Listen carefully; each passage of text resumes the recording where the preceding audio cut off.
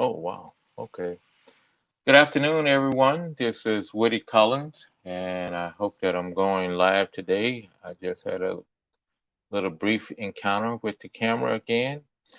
However, wanted to talk about a couple things, and the thing that I wanted to talk about is was on my mind as a grandparent, and maybe on your mind as a parent, just a concerned citizen. I know here in Indiana, we've been talking about the aspect of going back to school. Schools here in Indiana has been delayed by a couple weeks, and some classes are going to go total uh, e-learning, and some classes will not. However, we're going to take a look at what's going on in the Congo as compared to the United States. In the United States, we do have that option. My daughter was given the option of, she had three options. Number one would be class for the children to go in class. Number two was to go total e-learning. And the third option was to go virtual, meaning to say, I guess I call it virtual, that the kids would learn on their own uh, time period, something like homeschooling. And so we had to sit there and think about which one was best for the kids. But it got me to thinking about it. What are the kids going to be doing in the Congo? For your information, on the 28th of March of this year, Congo closed down all its schools for the coronavirus, COVID-19, and they have not been reopened. So the students are still out of school. Whereas in the case of most of the students here in the United States, they uh, went to home uh, e-learning, some type of thing, and they were able to finish up their academic year. However, in the Congo, students has not had the opportunity to finish up their academic year because there was no such thing as e-learning, in a situation like that. In the Congo, they barely have books that they can study from, less known having computers and people can do e-learning and things like that. So it's a situation that has been brought upon them that they probably may not go back to school this year, even though the word that I'm getting from some of our people over there is that they wanted to take extreme measures like shouldn't say extreme measures, but normal measures like washing your hands, uh, safe distances, social distancing for the students, and they would only be in school for a week or 2 weeks to prepare for their final exams. However, I have not seen where that has been announced, but that's the situation is they may come back so that they can officially finish up the year. Otherwise, there is a plan floating around that I published on the Facebook page, Congo Helping Hands Facebook page today, that says that some of the students may be given credit for a full year based on how they did during the first 2 quarters of the year. So that would be interesting. But nevertheless, those students, no matter how they are looking at it, they are going to be suffering. Uh, they've already lost a half a year of learning, and then they possibly may have to go back next year and to repeat that grade, which I doubt very seriously that that would happen because if they come back and repeat that the school year again, parents are going to be upset, even though education is supposed to be free. It's not free, and they have to pay, get uniforms, school fee, children that outgrown different stuff, lost their books and all that kind of stuff. So it's going to be another hardship for parents, and they're no closer to graduating or finishing their secondary education uh, as it is. Also, the universities, nursing school, technical nursing schools, they haven't been back in school.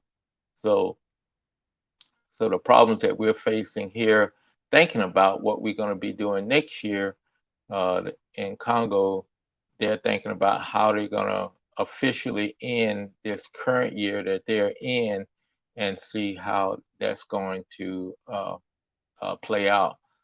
So we hope that they come up with some type of solution uh, and see how students are going to at least, make the best of this bad situation. So, yeah, if you got any comments on what you think should be done, even comments about what you think we should be doing here in the United States, please drop me a line on either on Facebook, YouTube, drop me an email at congohelpinghands.com. I mean, congohelpinghands.org. Go to the website. You can drop in a comment. This will be posted out on our website so that you'll have a chance to review it and comment on it. In addition to finding it on Facebook or YouTube. The other item I wanted to deal with was uh, is visiting the Congo.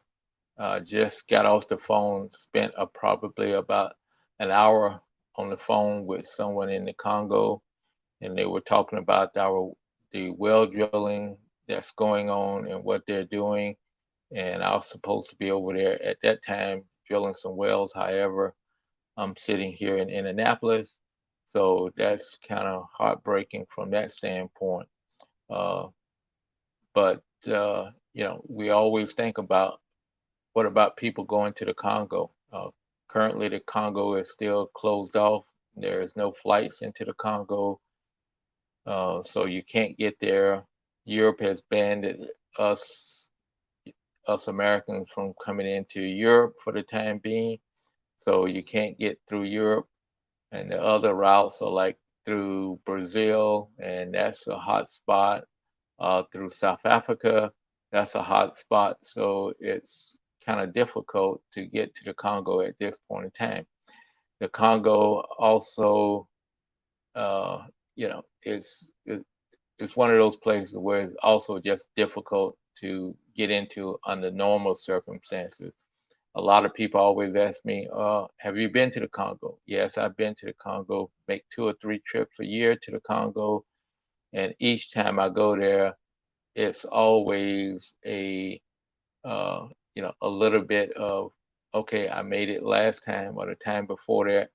What are they going to come up with this time uh, to to present with you? It's never the same process, the same time, even though it's similar, but you always, you know, there's something that's different about it.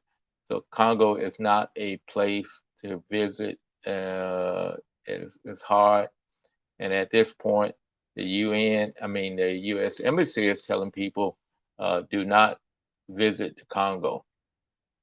So, but being that we have projects are going ongoing in Congo, and we've been giving funds and donations to do projects in Congo, we look at it as a problem that we have to overcome and go to the Congo. There are Americans still working in the Congo, so we look at it as, yeah, the U.S. Embassy is telling people not to come to the Congo. That's for a vacation or a sightseeing or uh, safari or whatever they may be coming for, but it's not for people who actually they're coming there to do work. And so we're going to continue to go to the Congo, no matter how difficult it is, because one of the things that we go there is not only to see how the money is being spent, but how people are doing and what do we need to do to give them help them out more. So we have to go over there and see things on the ground and see how things are working. so that when we come back and talk to our donors, that we can tell them it's going well. These are some of the minor problems that we've encountered, whatever the case may be. We need that personal eye on the ground to see what's going on. And as we tell people, we are your hands and feet. So if we are your hands and feet, we need to go there and visit.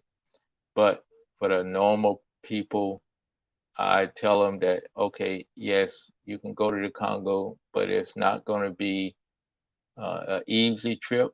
It's going to be difficult from the time you get there. I mean, from the time you're going, it's a 25-hour trip to get there, and that's two 8-hour plane rides plus all the intermediate stops going there. And once you get there, you have to go through the airport, get into the city, and unless you go into Kinshasa, you got to maybe the next day, if you schedule it right, you'll catch a flight into the interior, or you may have to wait 2 or 3 days because a lot of the interior flights, they don't fly every day. They fly every maybe 3 times a week. In some places, they don't only fly once a week. So it's not an easy place to visit. You can't say, I'm going to go to Congo for a week. It's going to take you a minimum of 10 days to go to the interior, and then that is if everything is working out right. So, one of the things that, as I say, is we want to be able to tell people, yes, we've been to the Congo, we go there, and we go there mainly to do business. Then the business is to make sure that our donations that people have given us are being spent properly and spent uh, on the highest priority needs. Things change in the Congo in a minute, and so therefore, what was a hot project 1 month may have turned totally different by the time we start looking at things different because just as they're going through now, there is, people beginning to feel the effects of being hungry, and so we got to be on the watch out for that and maybe have to do a food distribution if things get out of hand, or else, just be able to provide some type of assistance. So that's going to be call it quits for the day. And I will be back tomorrow at 3 o'clock. Uh, we're going to do this for the next 25 more days, at least, and probably even longer. Uh, but please send in your questions, things that you want to hear me talk about, things you don't want to hear me talk about. Please, your comments are uh, beneficial to me and to what we're doing in the Congo. We appreciate it. We appreciate people donating to the projects that we have going, and we thank you. So at this point, I would like to say, take care, be safe, and be blessed. We'll see you tomorrow.